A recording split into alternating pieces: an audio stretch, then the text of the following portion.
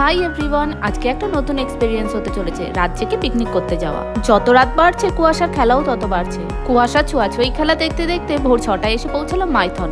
গাড়ি থেকে নামতেই আমাদের ছোট্ট পচাটার সেই কি আনন্দ।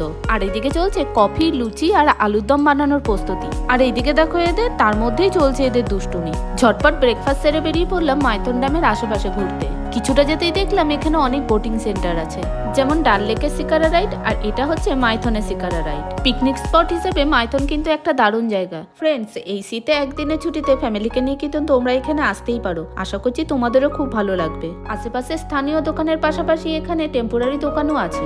ঘর সাজানোর জিনিস থেকে শুরু করে নিত্য প্রয়োজনীয় জিনিসের অনেক ছোট ছোট স্টল আছে। এখানকার জিনিসপত্র একটু কস্টলি হওয়ায় তোমাদের কিন্তু বার্গেনিং করে নিতে হবে। দিনেই ছিল কি হোল্ডার, সাথে আরেকটা জিনিস যেটা সব থেকে বেশি কাজে লাগবে, মাইথন যুব আবাসের পাশেই আছে ইউজ অ্যান্ড পে টয়লেটের সুব্যবস্থা। আর এদিকে দেখো মহারাজ খেয়েই মায়ের কোলে টানা ঘুম।